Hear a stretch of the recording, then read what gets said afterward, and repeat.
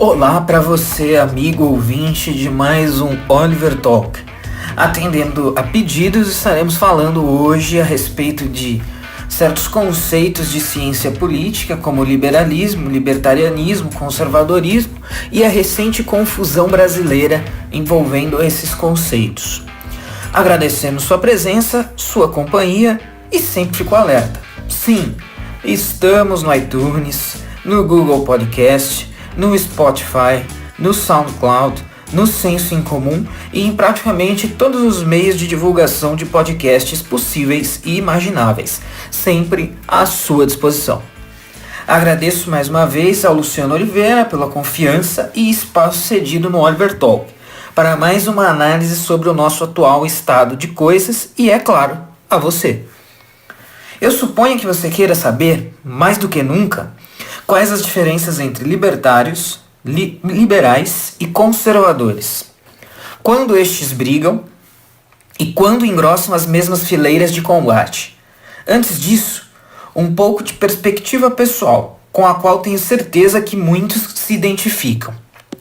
Hoje, como um conservador consolidado, continuo a não ver liberais e libertários necessariamente como inimigos, por algumas razões básicas. Temos consideráveis inimigos em comum, como por exemplo a estatololatria, o comunismo, etc. Também compartilhamos de alguns ideais, uma simpatia maior ou menor pelo capitalismo e pela economia de mercado, a crença na liberdade de expressão, que o indivíduo deve ser em grande parte das vezes respeitado, etc. Quando eu falo aqui de estatolatria, tá, gente? Vejam, existem algumas vertentes conservadoras que não são tão hostis ao Estado como o conservadorismo anglo-saxônico, que é o conservadorismo que está, digamos, mais em voga no Brasil no momento em relação à discussão, tradução de autores, etc, etc. Mas eu acredito que mesmo os conservadorismos um pouco mais simpáticos ao Estado, eles não são estatólatras, né? O que seria o estatólatra? É o sujeito que substitui o Estado, substitui Deus pelo Estado. Como Nietzsche dizia, o Estado é o ídolo desse sujeito, né? Tal como um Deus. Então eu acredito que nesse sentido, conservadores de qualquer linha, liberais, libertários, compartilham aí do mesmo sentimento. Porém, tendo a considerar hoje que a recíproca não é tão verdadeira, né? Ou seja, eu e alguns conservadores tendemos a ver os liberais e libertários mais como amigos do que como inimigos, mas não necessariamente essa recíproca é verdadeira. Se não vejo liberais e libertários como inimigos, uma parcela considerável de liberais e libertários tende a ver conservadores como inimigos, como estatistas, como fiscais de moralidade, etc. Mas considero, pessoalmente, isso um problema de ordem menor. Aplicando esse quadro à realidade brasileira, é possível entender por que liberais e conservadores começaram a se espinafrar publicamente. Quando o PT estava lá, era questão de combater o inimigo comum, o esquerdismo estatólatra, muitas vezes em sua face comunista. Uma vez instalado um governo conservador, o buraco ficou mais embaixo. Cada um foi para o seu lado. Já tínhamos tido uma boa prévia disso, tanto com a eleição de Donald Trump, quanto com o seu programa econômico. Liberais e libertários tendem, e aqui enfatizo o tendem, a uma generalização necessária para dar sentido à fala, mas é evidente que existem exceções. Então os liberais e os libertários, eles tendem a ser doutrinários, tá? Não estou falando... Eu já tive a oportunidade de discutir isso com amigos liberais e liberais sérios, estudiosos mesmo. Não estou falando de liberal de rede social. Ah, mas eu não sou assim, isso não é bem verdade. Claro, no nível da teoria, a gente tem que tomar muito cuidado para a gente não se apegar ao modelo ideal perfeito e julgar tudo a partir desse modelo ideal perfeito. Senão a gente acata um dos principais argumentos dos comunistas, que é o ideal perfeito de comunismo nunca foi aplicado, né? Então a gente tem que tomar cuidado com isso. Mas em linhas gerais, né, generalizando, e a gente não consegue fazer ciência social sem generalizar, liberais e libertários, eles tendem a ser doutrinários, né? E eu vou explicar isso ao longo aqui do podcast. Então eles tendem a ser doutrinários, tipo quando o PCO faz uma postagem defendendo o porte de armas. Não é por razões libertárias, mas por corolário da doutrina da Revolução Armada. Então é muito comum, e eu mesmo faço isso, só para dar ênfase à notícia, mas de vez em quando surgem algumas postagens nas redes sociais do PCO em que eles estão defendendo o porte de armas, ou em que eles estão falando que o Donald Trump é um candidato contra o sistema, admitindo isso, né? Mas eu faço isso ciente de que não é que os caras estão acordando, não é isso. É porque o PCO, ele é extremamente doutrinário. Então se o cara é contra o mercado, pouco importa se ele é o Bernie Sanders ou se ele é o Donald Trump. Ele é contra o mercado. Porte de armas, veja, a doutrina diz que a revolução será armada. Então como é que você pode cercear o porte de arma? Então um partido como o PCO é muito doutrinário. E muitos liberais e libertários vão pela doutrina. E o que acaba sendo um problema. Isto é, então esses liberais e libertários querem agir conforme reza a sua doutrina. Então são incapazes de compreender o protecionismo econômico de Trump. Porque para a doutrina liberal, protecionismo é ruim, sempre ruim, ruim de qualquer jeito, de qualquer maneira, em qualquer contexto, em qualquer data, em qualquer época, de qualquer forma. Porque a doutrina diz isso. É mais ou menos como você ser um fanático religioso, né? O diabo é mau, o capeta é mau. Não que o capeta ou o diabo não sejam, mas eu digo, é a mesma chave de compreensão, né? Você desloca, é quase uma linha de raciocínio teológica daquela doutrina do maniqueísmo. É quase uma doutrina maniqueísta, né? O doutrinarismo é quase isso. Para eles, protecionismo é ruim e pronto, sem exceção, sem relativização, nem como retaliação aos profundos protecionismos da União Europeia e da China. Então é claro que, no mundo ideal, protecionismo é ruim. Doutrinariamente, protecionismo é ruim. Porém, é o mesmo dilema de um pacifista. Peraí, eu vou ser pacifista enquanto o outro está passando com o seu tanque em cima de mim? Não faz sentido. Eu não vou ser protecionista quando o outro está sendo protecionista comigo? Só se eu estiver seguindo uma cartilha ideológica que condena o protecionismo e eu for doutrinário em relação a essa cartilha. Então muitos liberais e libertários tendem a seguir esse caminho. Logo, Trump não é liberal. Logo, precisa ser criticado e jogado fora.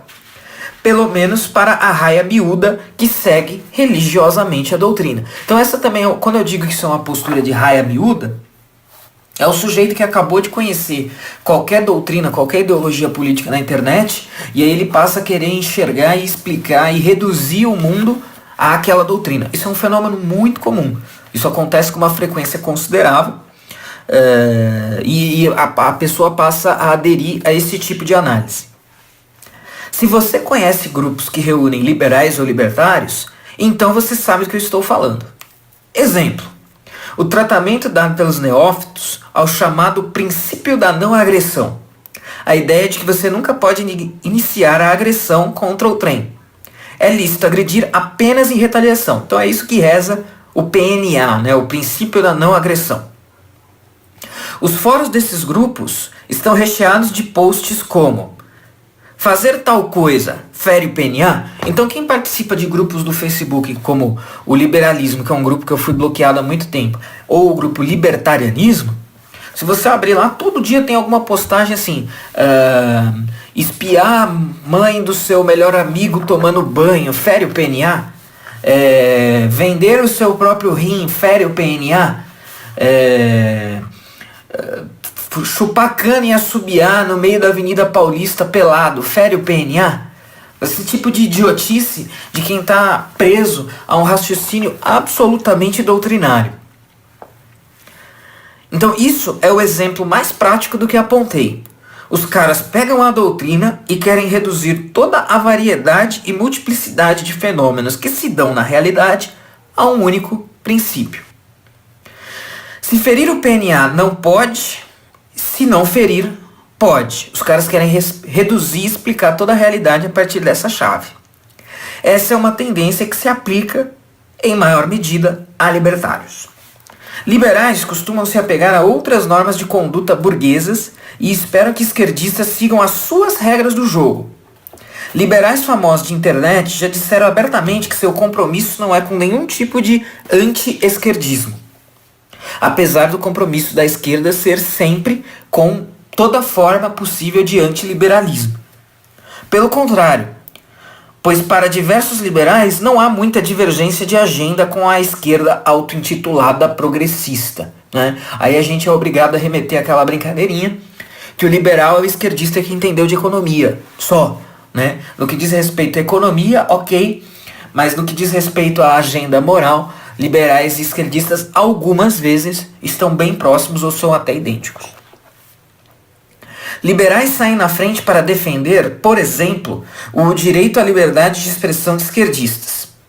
Ora porque doutrinariamente querem defender o princípio, ora para sinalizar virtude aos compadres esquerdistas, na esperança de fazer parte do clube ou de morrer por último. Mesmo quando sabem que esquerdistas não corresponderão à gentileza na mesma medida na primeira oportunidade que existir.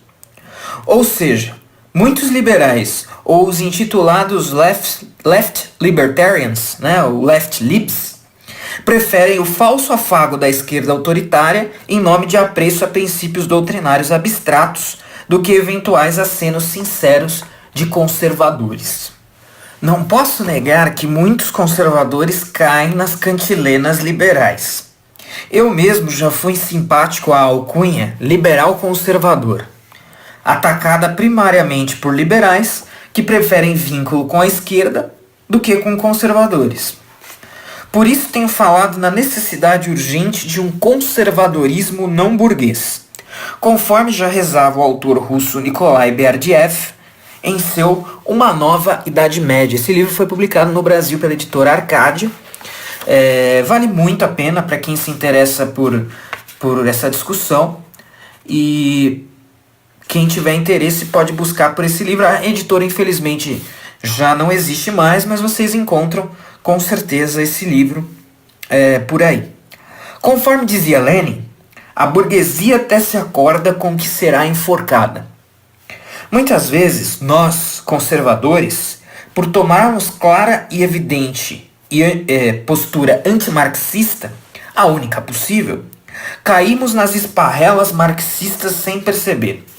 Por exemplo, tomar valores burgueses como absolutamente bons, às vezes até sacrossantos, ou como essencialmente nossos, apenas porque o marxismo é um ataque à classe burguesa. Se os marxistas são contra, deve ser coisa boa, então é coisa nossa, pensam muitos conservadores. Contudo, não é bem assim. O formalismo burguês, o apego a regras de conduta supostamente invioláveis, que logo seja possível serão utilizadas contra os burgueses pelo seu inimigo, é excelente exemplo disso. É o clássico dilema do pacifista num mundo belicoso. Quer ser pacifista? Seja. Os tanques inimigos sequer vão passar por cima de você por último. Não adianta se apegar a regras, por mais nobres que sejam, se os que estão ao seu lado não operam por elas. Querem exemplos disso regados ao humor? Vejam boa parte das publicações da página do Facebook, todo dia um liberal passando vergonha. Como dizia Nikolai Berdyaev acerca do espírito burguês, e agora eu tenho algumas pequenas citações aqui, as que merecerem comentar. Vou fazer as citações e comentar algumas delas no livro Por uma Nova Idade Média. Diz o Berdyaev que o espírito burguês é um estado espiritual, uma orientação da alma para certa direção, um gênero peculiar de autoconsciência. Diz ele também, é algo espiritual, ontológico.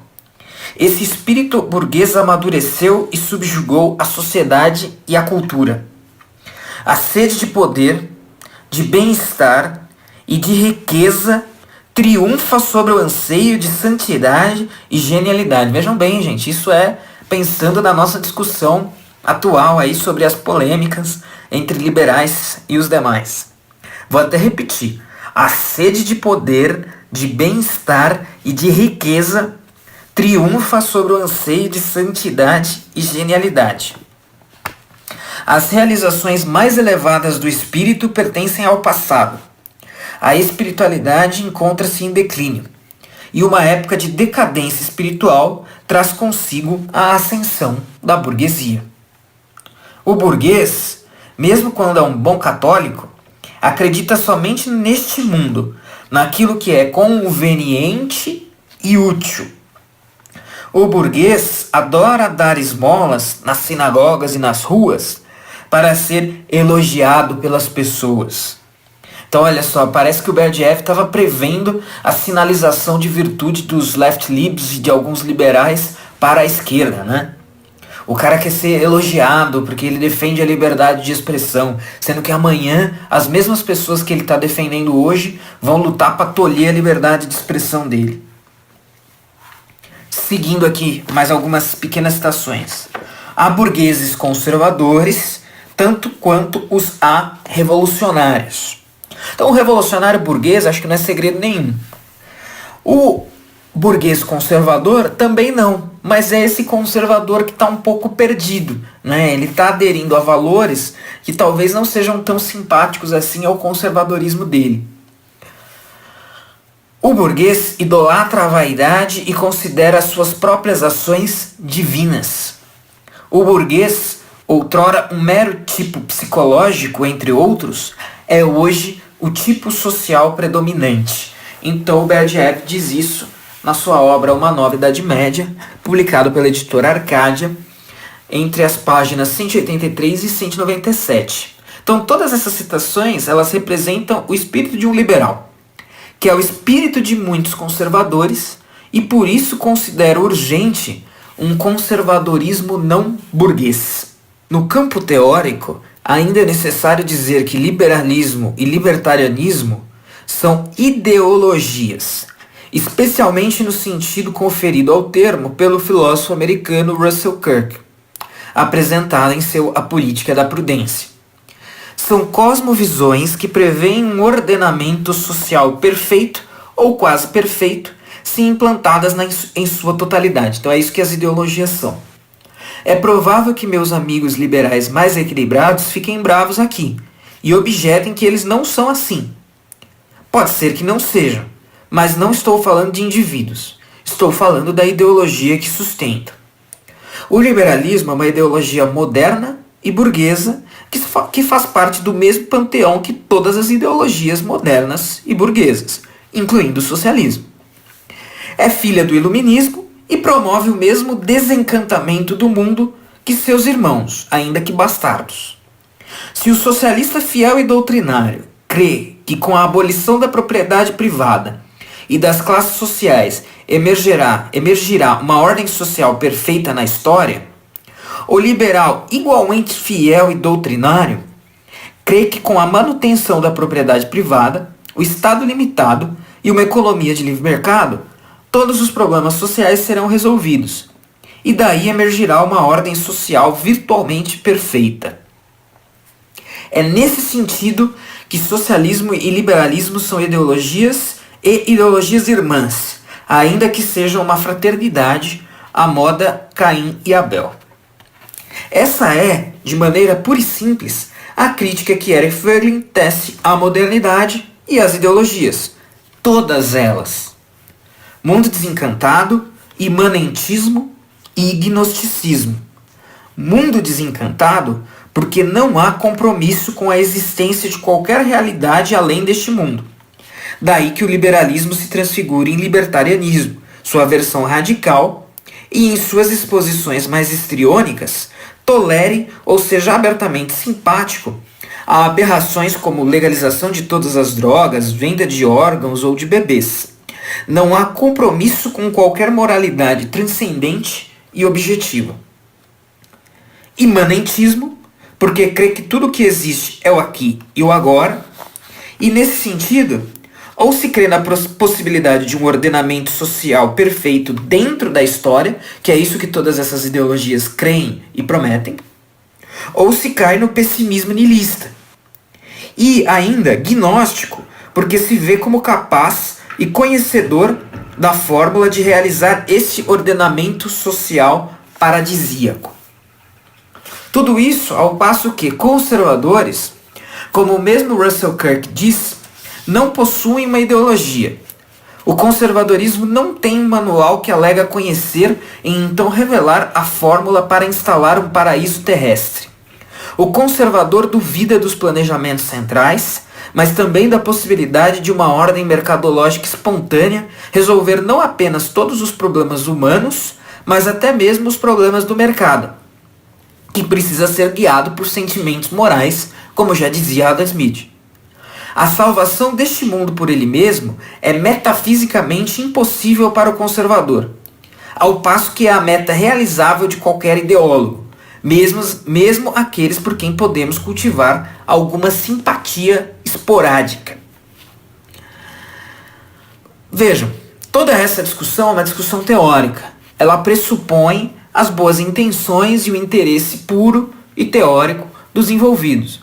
Contudo, agora diga-se, toda essa discussão teórica embasada em autores ignora o caráter dos envolvidos. Pressupõe que todos são honestos, realmente são amigos de quem dizem ser amigos, suas atitudes de ontem, de antes, de hoje e do futuro são coerentes e racionalmente embasadas e não estão interessados em cargos, poder, desagradar os velhos patrões e agradar os novos. Então toda essa discussão que eu apresentei até agora tem esses pressupostos que a gente sabe muito bem que não são verdadeiros. Boa parte das brigas que estão aí se dão por poder, por emprego, por salários mais gordos, por rixa com velhas amizades, por tentativa de cultivo com novas amizades, por tentativa de fazer parte de certos grupos, né? Instalou-se um fenômeno nesses grupos de internet que uma vez que você seja excluído de um, você automaticamente entra no grupo o grupo que você estava. E aí as pessoas não percebem que elas só viraram a chave da mesma coisa. Isso é um fenômeno muito comum. Né? Você alega, você faz parte de uma seita. Saia dessa seita e venha fazer parte aqui da minha seita anti-seita. E aí você observa que tem os mesmos rituais, a mesma punhetação coletiva. Por mais que os envolvidos tentem negar, qualquer um que observe consegue enxergar isso. Né? Você sai supostamente de uma seita para entrar numa outra em que tem regras, em que tem modos, em que tem maneiras, um compartilha o outro. Enfim, é o que eu chamo de onanismo coletivo. Né? E aí está boa parte do problema envolvendo liberais e conservadores apoiadores do governo. Muita gente esperava um emprego. Não veio. Muita gente esperava fazer parte dos conchavos. Também não veio. Muita gente esperava, com facilidade, sublimar as influências do presidente e de seus filhos que os conduziram à vitória. Também não estão conseguindo. Pelo menos não estão conseguindo, mas não com facilidade.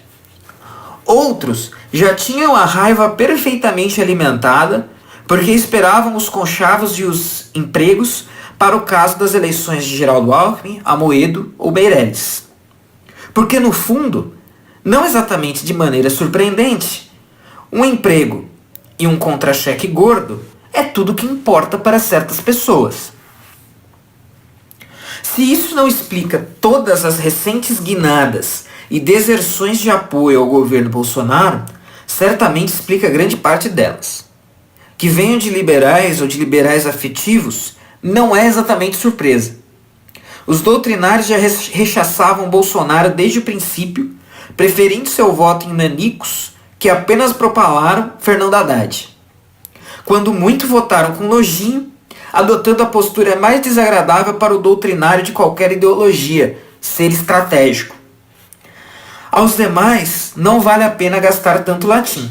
São apenas salafrários que mudam de ideia, liberais ou não, conforme o vento dos depósitos bancários aponta. Que fica a lição para os conservadores inocentes. O moto do inimigo do meu inimigo é meu amigo só funciona quando esse inimigo tem algum caráter, o que nem sempre é o caso. Por fim, o recado de sempre. Não deixem de se inscrever no canal Oliver Talk no YouTube, assinar e receber as novidades no SoundCloud, iTunes, Spotify e tudo mais. Acompanhem nossos textos, meu e do Luciano Oliveira, no Senso em Comum e os demais textos do Senso em Comum também, é claro. Contribuam para o Patreon do Senso, bem como acessem a TV Senso em Comum no YouTube. Até a próxima e meu muito obrigado a você.